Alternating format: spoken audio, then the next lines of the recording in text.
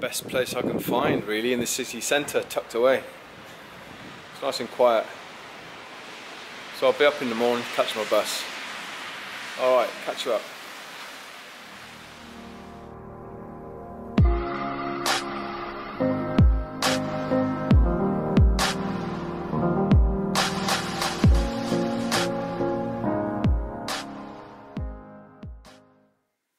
Hi YouTube. I've been tagged twice recently. Once by Lee at Burton Outdoors and another time by Gerard Taylor, otherwise known as Jed. They were both interested to know what my 5 favourite adventures were. Well, I've chosen 5 adventures. They range from an unexpected time out on the streets in Glasgow through to rave parties, and latterly a fantastic hike with my brother just prior to his death in October 2016. The first image you saw was of me on the streets in Glasgow, which is a story I'll share later. The second image of a marketplace was of Hereford cattle market. And we used to go to Hereford cattle market when we were young boys, young babies, and we used to have some amazing fun. It was a fantastic place to be. We used to run around, go and see the pigs in the pig pens, the sheep, the big bulls, you know, the chickens, walk around the marketplace and do some shopping, because that's where all our clothes came from when we were little boys. And we used to go and see our granddad, Grandad Williams, who was my mum's dad. You can see him here, stood with his dog in North Herefordshire. He was a North Herefordshire farmer, proper Swede, you know. He used to speak like this, come down here, you know. Proper Herefordshire Swede, and he was a wonderful man. He was a funny bloke, was my granddad. We used to go and see them most Sundays, and he used to have he had a missing finger, which was pulled off by a horse. He was ploughing, and the chain that was attached to the horse pulled his finger off one time when the horse bolted, and he used to get his little finger and put it on our hand like this. I always remember the stump of his little finger. Yeah, he was a funny bloke, and I used to love to see him at the market. They used to come in every Wednesday. They used to come in from all over the place. Bilthwells, Landridnod, you know, Breckenshire, parts of Shropshire, Herefordshire, parts of Worcestershire, Forest of Dean. You know, they come from everywhere to Hereford Market. It's one of the biggest livestock markets in the country at the time, and it still is.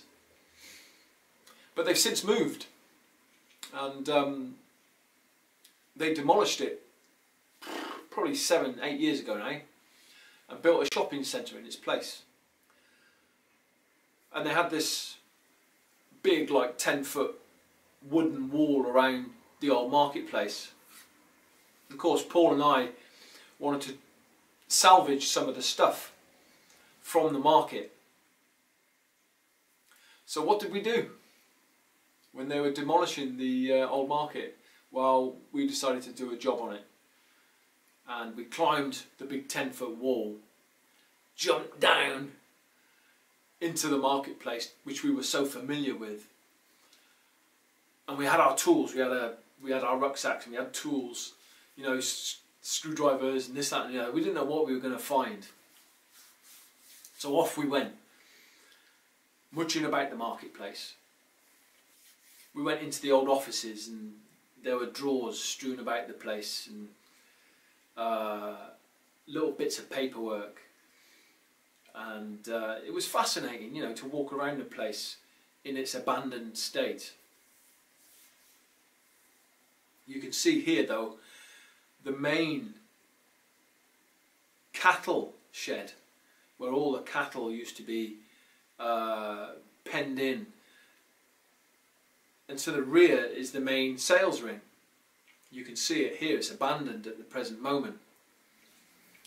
So we were muching around all this, and we noticed up in the rafters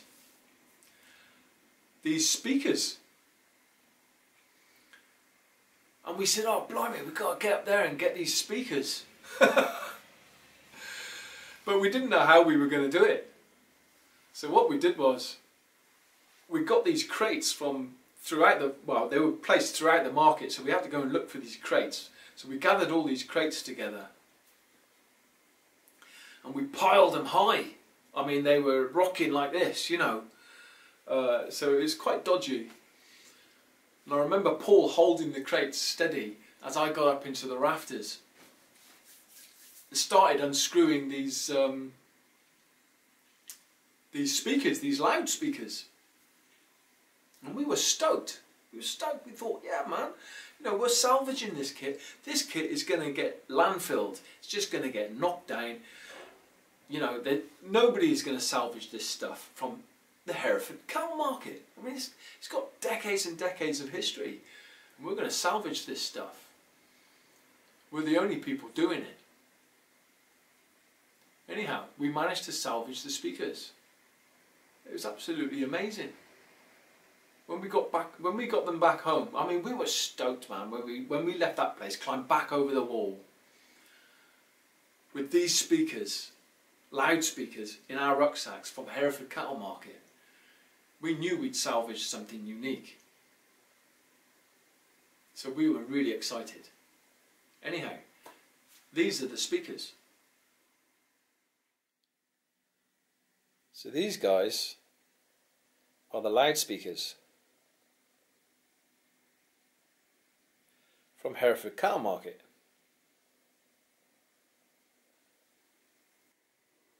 These came out of the rafters. That night, Paul and I climbed into the cattle market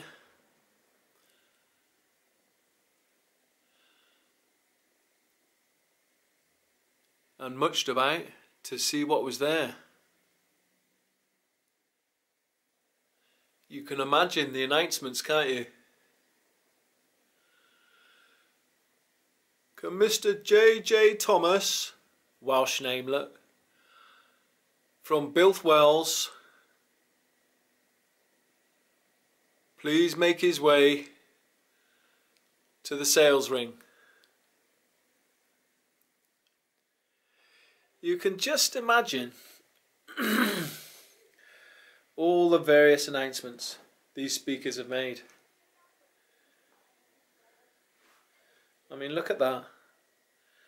Nobody else has managed to salvage these.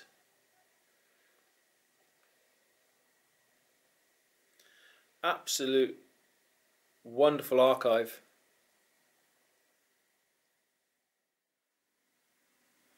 So that was what we salvaged.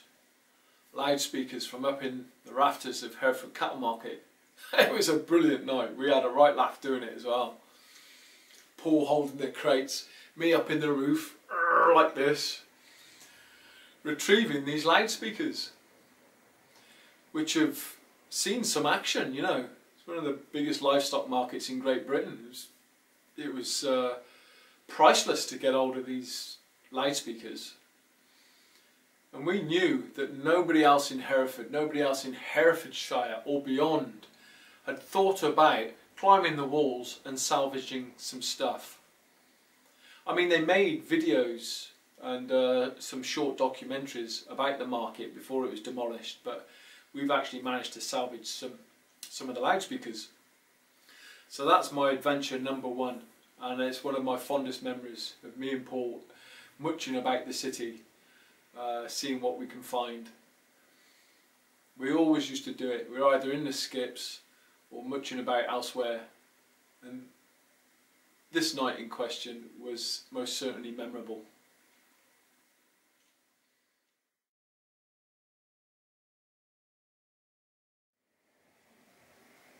Adventure number two. In 1984, Paul and I joined the parachute regiment as junior paras. They don't do junior paras anymore, but back then it was old school, and they put us in amongst all the recruits in Browning Barracks. And Browning Barracks is quite an infamous place for those of you that know parachute regiment history. Well, we spent a year in juniors. Out of 96 of us, 27 went through to do P Company. That's another story, I may tell you about that someday. But suffice to say, you know, we were fit, strong, and we were there really to follow in my dad's footsteps and come back here to Hereford. The dream was to do SAS selection, that was the dream, but it never worked out for us twins. Anyhow, coming back from Browning Barracks one time on leave, we got to Reading Station, and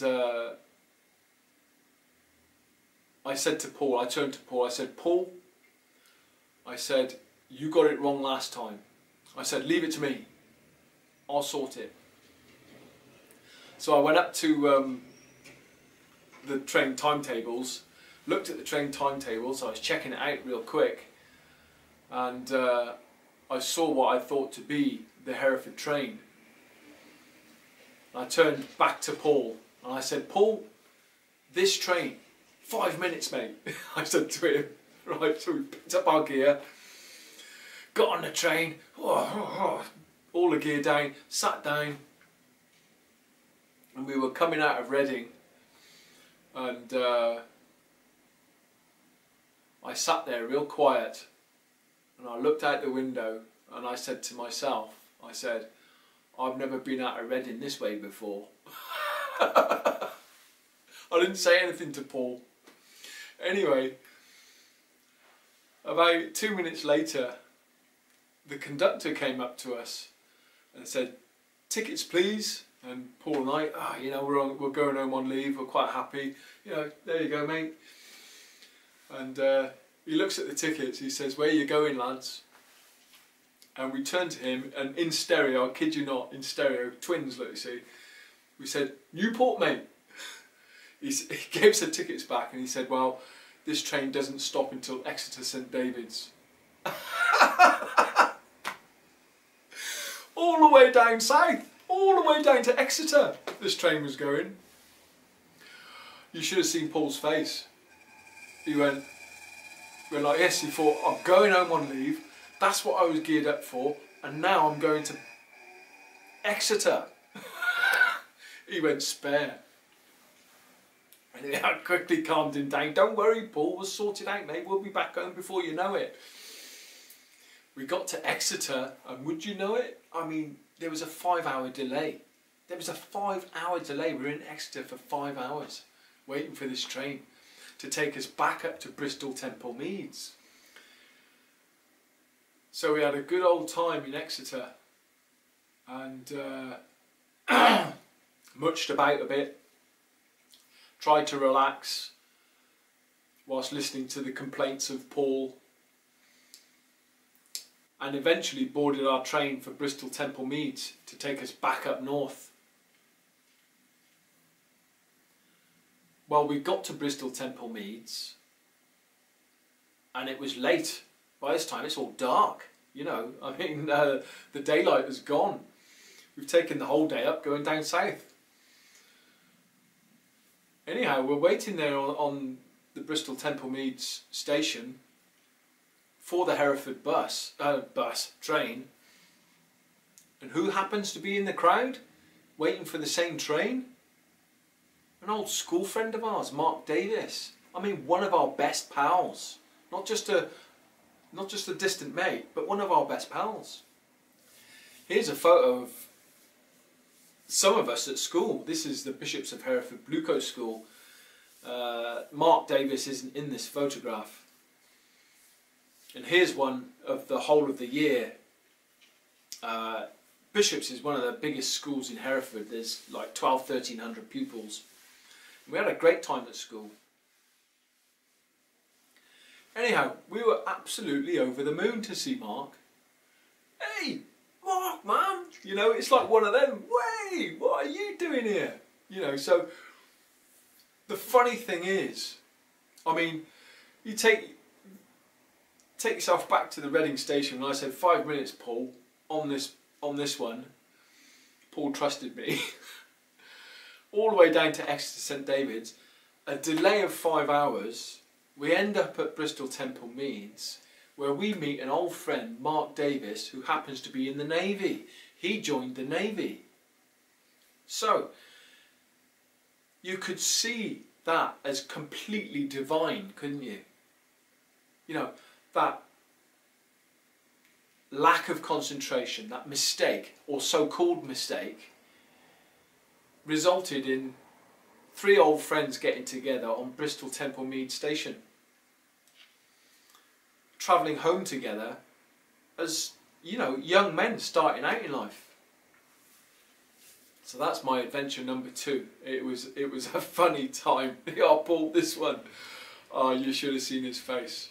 That was a picture all the way down to Exeter, but it resulted in meeting an old friend.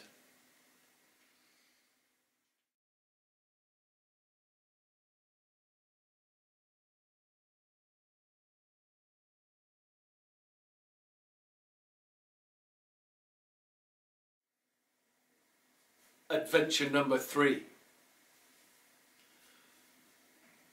Now, I had never been to Scotland before, let alone the Highlands or Glasgow. And a friend of mine on YouTube, and I recommend you check out his channel, see the link below, which is the Outdoor Adventurer, otherwise known as Carl. Well, Carl had been encouraging me to come up to Scotland. I mean, I'd mentioned the fact that I would like to see Scotland and the Highlands, and he subsequently encouraged me to go. And I was umming and ahhing, and you know, Paul had just died, and I lacked confidence. And he kept on encouraging me, come on up, Mark, you'll love the Highlands. So I did.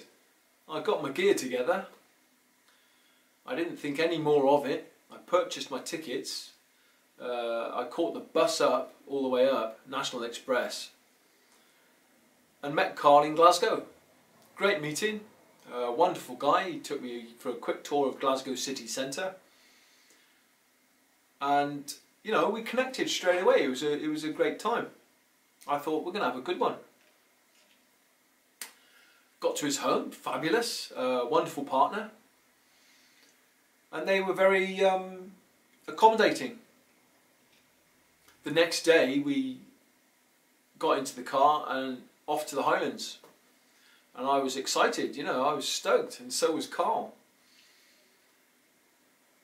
And we're driving through the Highlands, and I'll tell you what, some guys at a store in Hereford, Trek It, if you check out the link below, Trek It, said to me that Scotland is like Wales on steroids, and they weren't too wrong at all.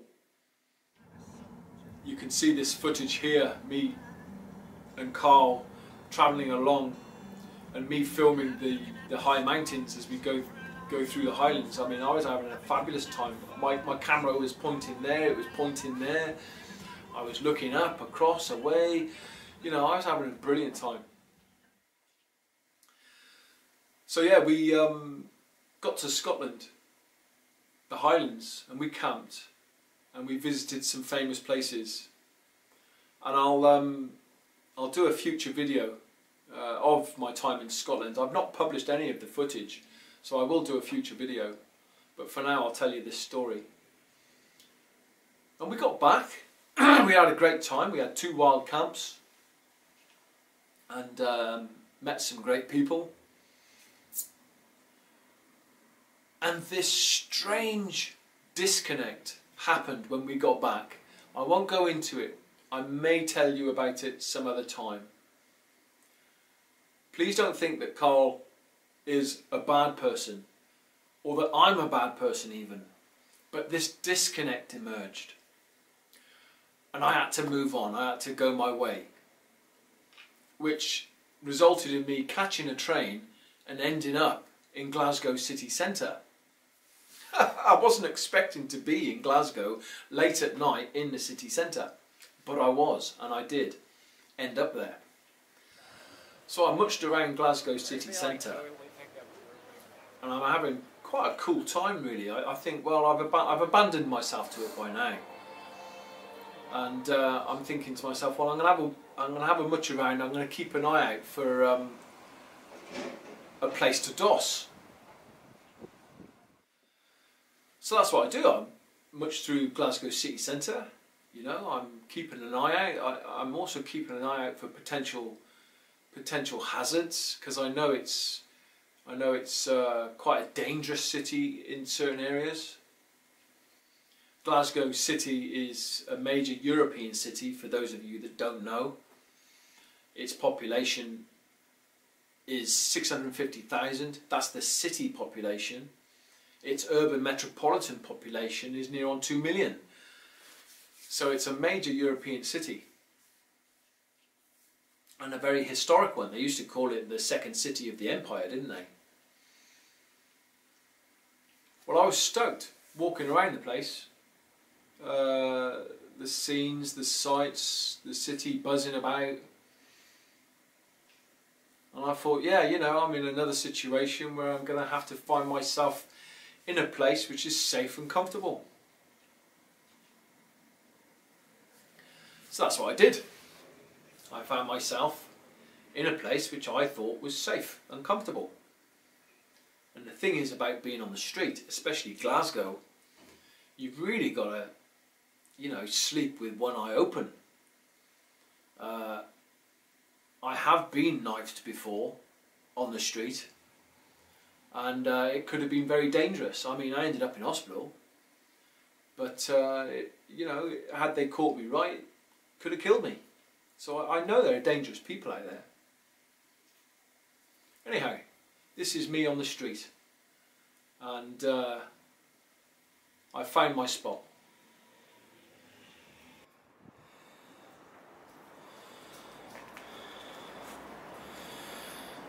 Well, here's my bed for the night.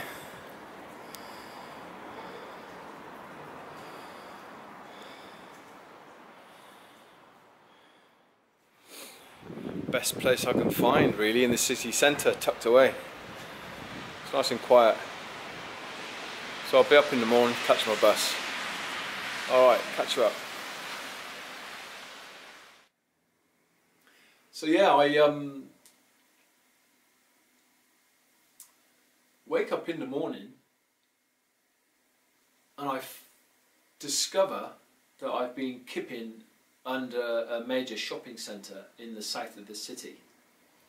Well, in actual fact, it was the north side of the river. I forget the name of the shopping centre now, but I'll put it up in the video. I make my way to the bus station. I can remember the directions, so you know, I don't know the street layout of Glasgow. I just know I ended up in some place, discovered that it was safe, and headed back to the bus station, should I say. So I know the general direction. You know, my navigation is pretty good. It's good on the hills, and it's pretty good in the city. Right, okay, north, east, south, west. You know, so I knew the general direction in which to go. And I got to the bus station and caught my bus back to Hereford. And I was pretty chuffed really with the way in which I dealt with the situation on the street again. I mean, I've dossed on the street numerous times before.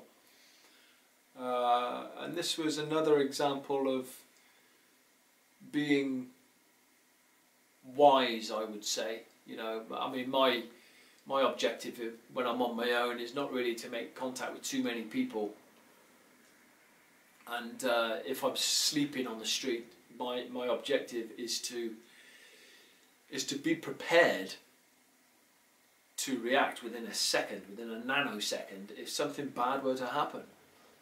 You know, I wouldn't think twice about it. You haven't got to hesitate. So you're in a survival situation. It's a foreign city. And you don't want to get back home with bruises, do you? You want to get back home safe.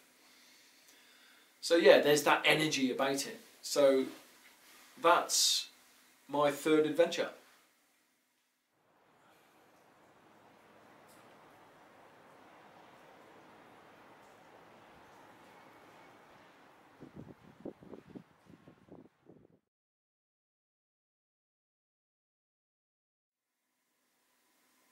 Okay, adventure number 4. This is all about music, dance, raving, you know, raving. And it goes back to 1991 when the acid house, Italian house, techno, drum and bass, all that. Well, it wasn't drum and bass back then, it was jungle. But when all that was kicking off in the late 80s, early 90s, we were pretty much full on into it. Well, we were full on into it. We were putting parties on ourselves in Wales. And they were very successful parties. But that's another story. This one sees us set off from Hereford at around about 11:45 at night. We were putting parties on then with 2 guys from Liverpool, Scouse Stewie and Des Showers. And if any of you guys know anything about Liverpool, you will know the Showers family, right? They are notorious, right? Well, Des Showers is part of that family. They're pretty dodgy people, to be honest, but we got on well with Des. Like, he was pretty harmless, really. Anyhow, I remember Scouse Stewie saying, right, hey la, party up at Stoke la, do you know what I mean? Do you want to go la? And we said, yeah, come on, full on, brilliant. Get some cars together and let's get up to Stoke. And there was this airfield outside of Stoke-on-Trent, which would see a good couple of thousand people gather to what was known as a DIY party. And they were a traveller sound system, the biggest traveller sound system in the UK, in the world at the time. I mean, absolutely amazing parties. Anyhow, we managed to get the cars together and we're going up to Stoke. Paul is in one car, I'm in another. I'm with a friend of mine, Simeon, and his missus, and who else was there? There was Lawrence French and Nicola Smith at the time. So 3 of us in the back and 2 in the front. And it was an old BMW car, white car. Anyhow, we're going 90 all the way up. You know, foot on the pedal, 90 all the way up. Got to get to this party. It's 11:45 at night. So we figure, okay, it's about 80 mile, 75 mile. No, further than that, in fact. It's probably 85, 90 mile up to Stoke-on-Trent. Possibly more. And so we're putting our foot on the gas and we're heading off up there quick. Try and find this party on this airfield. It's an illegal rave and we're always up for a dance, you know. So we get to Stoke and we're driving around all night. We can't find the party. Stoke-on-Trent must be one of the most confusing places to find your way around ever. I mean, we just could not find our way around. So, you know, it's getting light now and we've been driving around for hours and we can't find this airfield. So we start heading back. Paul, meanwhile, has found the party. And some of his stories later were hilarious. I mean, he got into this village.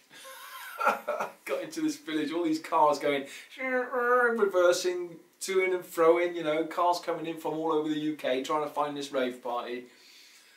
And Paul winds down the window, probably just a bit of a wind-up in fact, and says, "Excuse me, officer, can you show us the way to the party?" And I can remember Paul telling me now, "Please move on, This is an illegal gathering.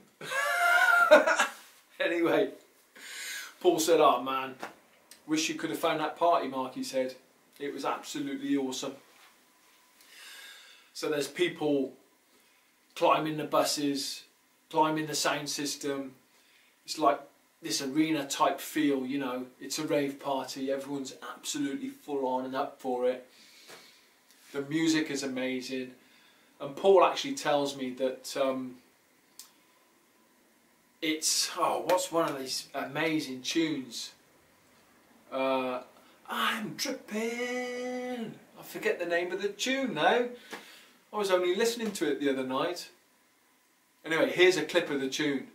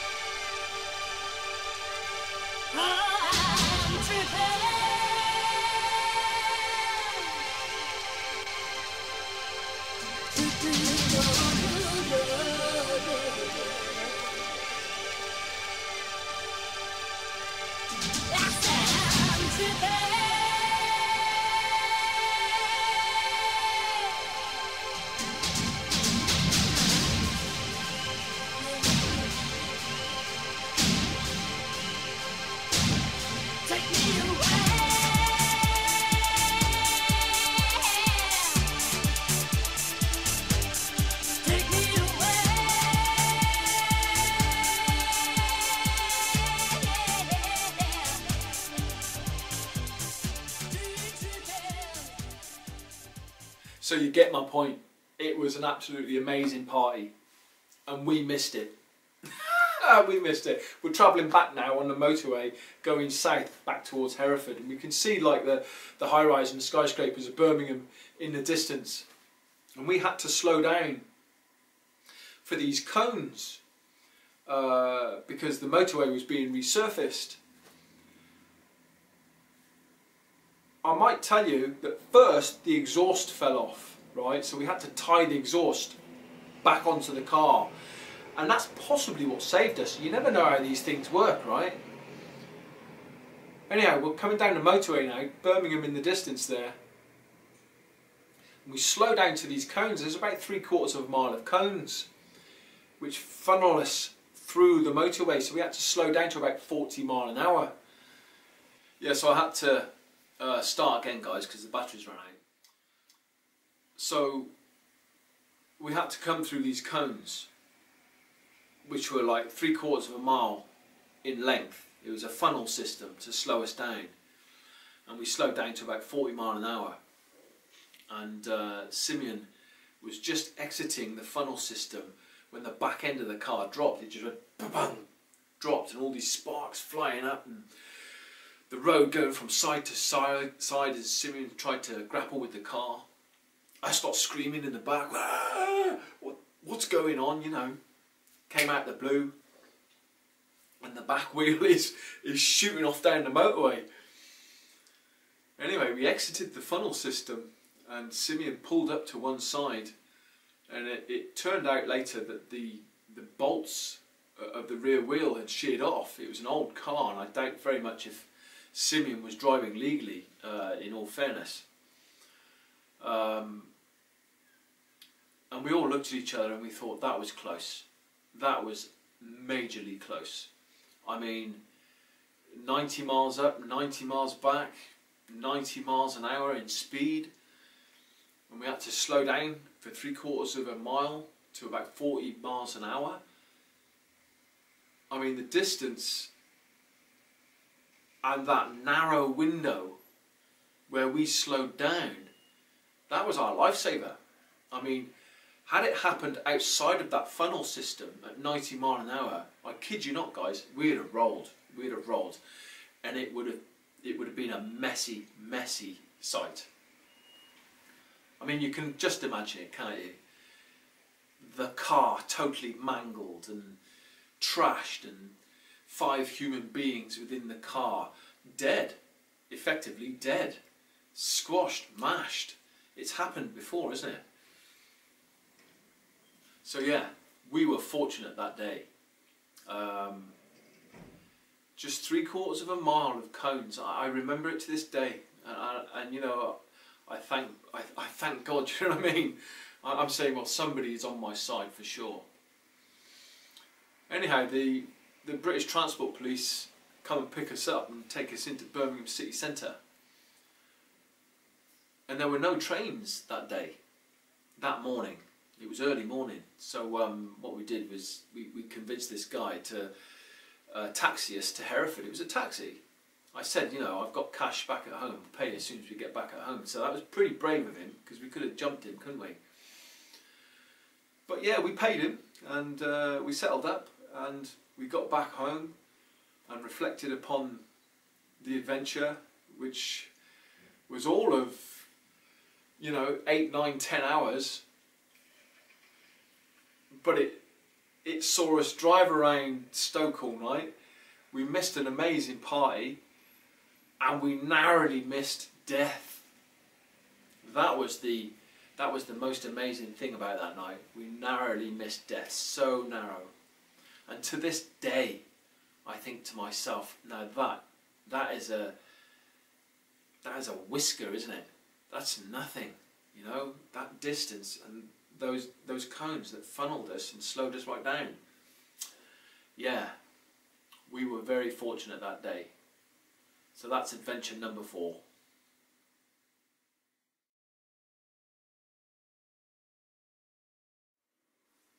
Adventure number 5, the last adventure. This one's a hike, and it's my favourite hike to date, I would say. We named it the Wild Irfon Way, and it was a hike Paul and I undertook in October 2016. We were finding the source of the River Irfon, which is up in the Cambrian Mountains in mid-Wales. Well, it's basically, you know, in the heart of Wales. And we were stoked, man, to be up there. You know, we love the Cambrian Mountains. It's wild, it's rugged, and underestimated, I would say, in this country. So if you've ever got the chance to go to the Cambrian Mountains and do a bit of hiking and wild camping, do so, guys. It's absolutely brilliant up there. In actual fact, I'm back up there pretty soon. Anyhow, we were hiking through the Ellen Valley, and we got up to the Clearwen. Is it the Clearwen Reservoir, where we were going to do our first camp. And we ended up kind of bothying in the toilet because it had been pissing down with rain, and the ground was soaking wet. And the following morning we wanted a good start to our hike, because we had to hike up into the mountains and find the source of this river, which we knew was in a remote place. Anyhow, when we got there, we met this old boy, Miriam, a Welsh boy, and we got on straight away, and he invited us to come back in the morning, which we did after our bivvy in the toilet, in this toilet block in the middle of nowhere. It was fantastic. We thought we'd come up trumps, and we had. It was dry, and it was, you know, it was out of the rain, and it was cool. So Paul had made his way over there before me, over to Miriam's camper van, because he had a camper van. He was up there on his own, and I walk in, and he's not only made us a cup of tea, but he's made us an English breakfast as well. I mean, amazing. We didn't expect to even meet Miriam, let alone have an English breakfast made by him. Anyhow, this is a clip of our time in Miriam's van. All packed away.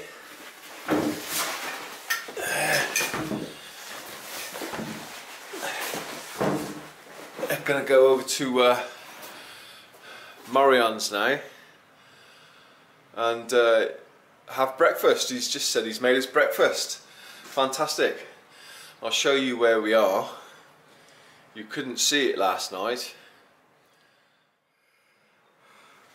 How beautiful is that?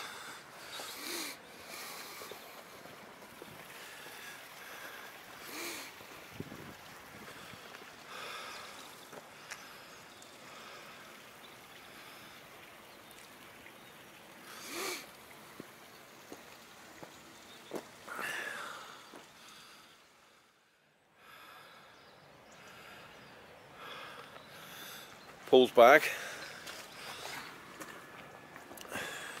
So that knocked me out of, out of it. Hope you don't mind the camera, Marianne. Sorry. Morning. This is Marianne, folks.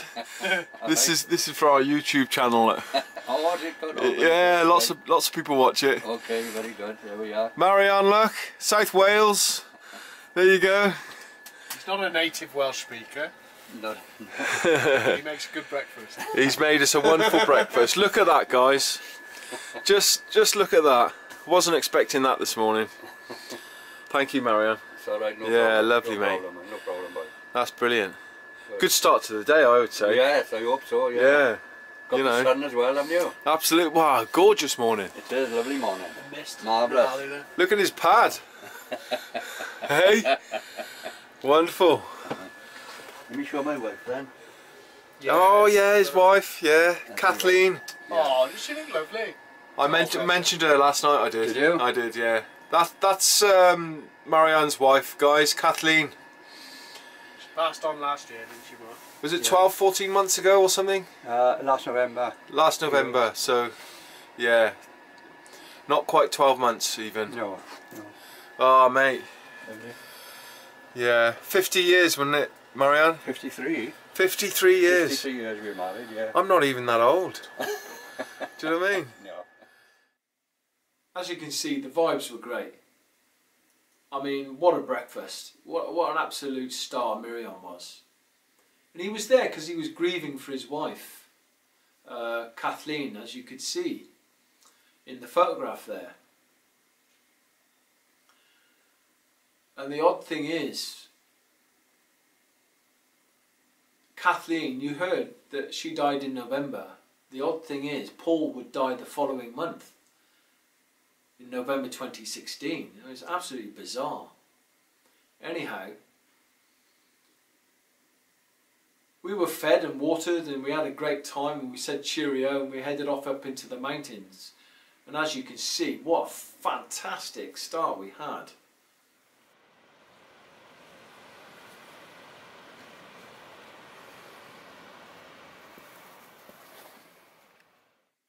Absolutely incredible start. The light, the mist, the mountains, the day.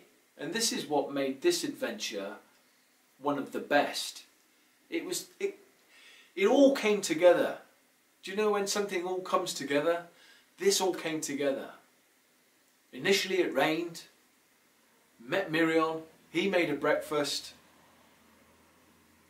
and the following day was just magical.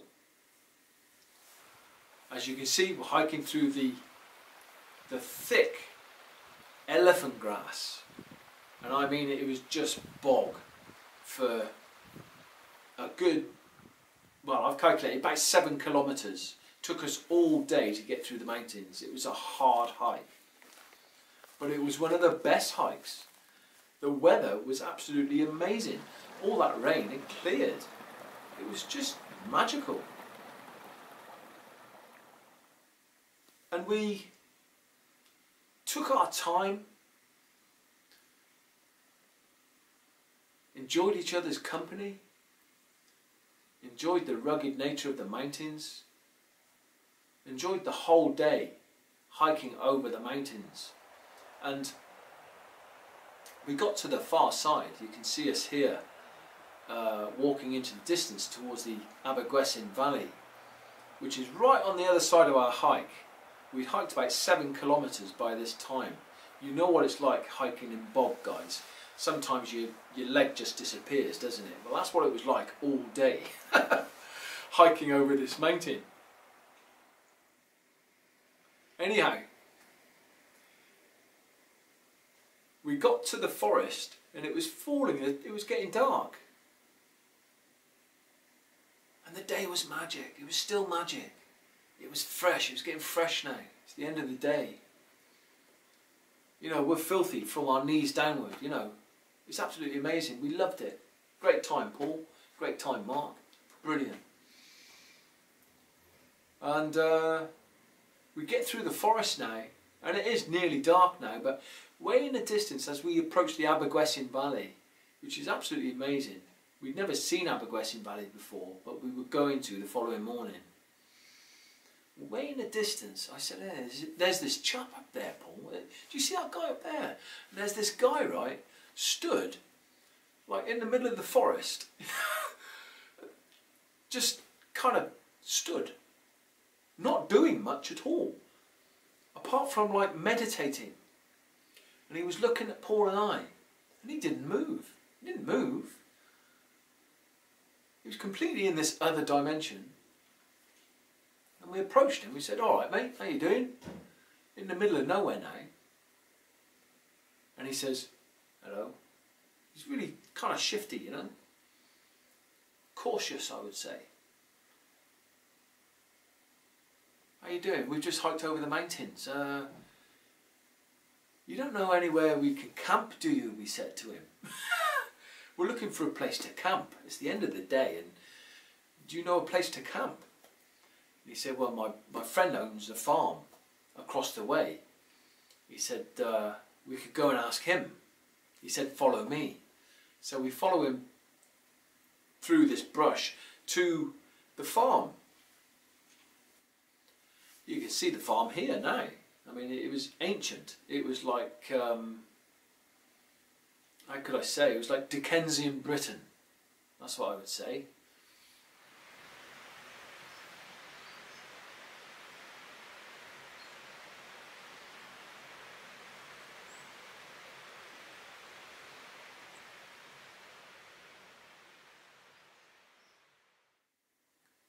Anyhow, it's dark now, and this chap, I've got his name somewhere, I'll put his name up.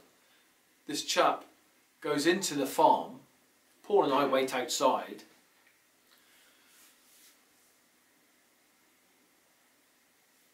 And we waited, what, 2 minutes? And this guy with like wild hair came out of the door. Old wooden door, you know, old Welsh mountain farm. And he goes like this. He goes, looks at me and Paul, and says, "All right." And we said, "All right, mate." He said, "Looking for a place to camp?" "Yeah." He goes, "Well, you can camp over there." He said, "Do you want some food?" We said, "Yeah, all right then, mate." He said, "Come on in." He said, "Get your kit set up, come on in, bit of food." And we go into this place and we spend all night talking about cosmic stuff, man. I mean, we were talking about things which do not get any airtime at all, you know, one of those amazing conversations you have in the back of beyond.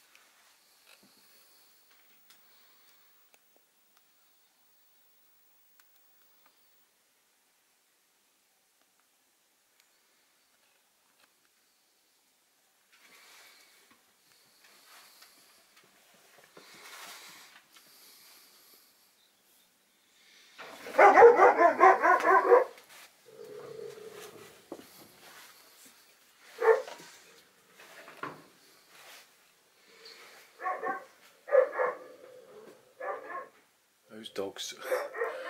They're quite sweet. They were licking my hand earlier. Oh, were they? Yeah, they've turned vicious now. Oh.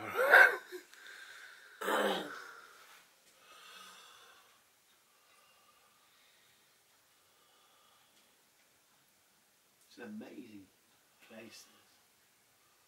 Amazing building. It's like 300 years old. I know, 300-400 years. Yeah, there was no electricity in this place. There was no electricity. It was like Dickensian Britain, and that kitchen was full of stone, full of weird stuff. You know, kind of a bunch of travellers which had kind of holed up in this farm, although it was Charlie's farm. And Charlie was a very warm and friendly man. That's one thing I've got to say, as were his friends. But the funny thing about it was, in the morning when we were making a cup of tea, there was this other guy, this traveller looking guy, and he had this pistol and he was going around trying to shoot the rats. So it's a crazy place, right, we ended up in. It's a crazy place. But we had a fantastic camp. And you can see we camped on this little bit of a rise at the front of the farm, and it was absolutely wonderful in the sense that it felt hospitable. There was not one part of our being which felt unwelcome. So it was a fantastic place from which to start our second day of the hike, which took us through the Abergwynsin Valley, which you can see in this clip.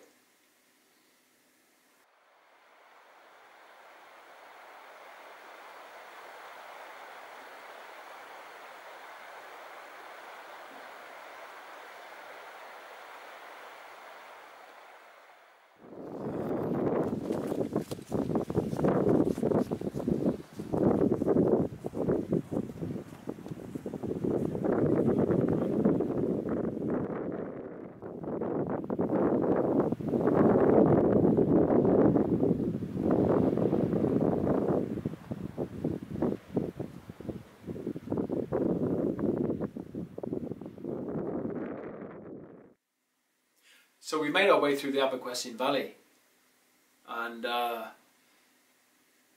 we got to Lantwertwit Wells. I should know these names, guys, but you know Welsh, it can have your tongue all tied up and twisted. So I'll put the name in the video. I've not got used to it even now. Yeah, we would go on to meet some other wonderful people that would put us up and be friendly and host a good conversation, namely Bernie and her partner. And it proved to be one of the most memorable hikes because of Mirion, the old Welsh boy who gave us breakfast, Charlie and his farm, Dickensian Britain. There was Bernie and her partner who put us up later on. There was another good wild camp, and we got to Bilf. And all in all, it was just one of those hikes where all the ingredients were right. It kind of baked a good cake, if you like. I know it's a bit odd to say that, but it did. It all tasted wonderful. The views, the people, the weather was right. and I'll never forget it. It was one of my favourite hikes, and one of the last hikes with my twin brother. So that is adventure number 5, the Wild Irfon Way. And if you want to see the video, guys, part 1 and 2, check out the link below, because it's absolutely brilliant. Alright guys, I hope you enjoyed those 5 adventures as much as I did. There's quite a varied bunch of adventures there. So for the 5 adventures, I'd like to give 5 shout-outs. Firstly, to the 2 people that tagged me. And they are Lee at Burton Outdoors. And Lee is a wonderful man, very friendly. He's got a good sense of humour, and he loves dancing too, as well as the outdoors. So check his link out. And Gerard Taylor, otherwise known as Jed. Fantastic man, wonderfully friendly, funny. He is funny, Gerard. Check out his adventures and Lee's adventures. Also the solitary rambler, Patrick. If you don't know Patrick, guys, check out the solitary rambler. Patrick makes beautiful films. Hiking, walking, travel documentaries. He makes brilliant travel documentaries, and he's a fantastic commentator as well. So if you don't know the solitary rambler, check out Patrick, the solitary rambler, below. Another shout out I'd like to do is for the Backpacker Diaries, my friend Amos in the United States. Now the reason I'm shouting out Amos is because A, he's a brilliant backpacker, and he's another good filmmaker. Makes brilliant hiking documentaries out there in the States, and he's fabulous with his narration.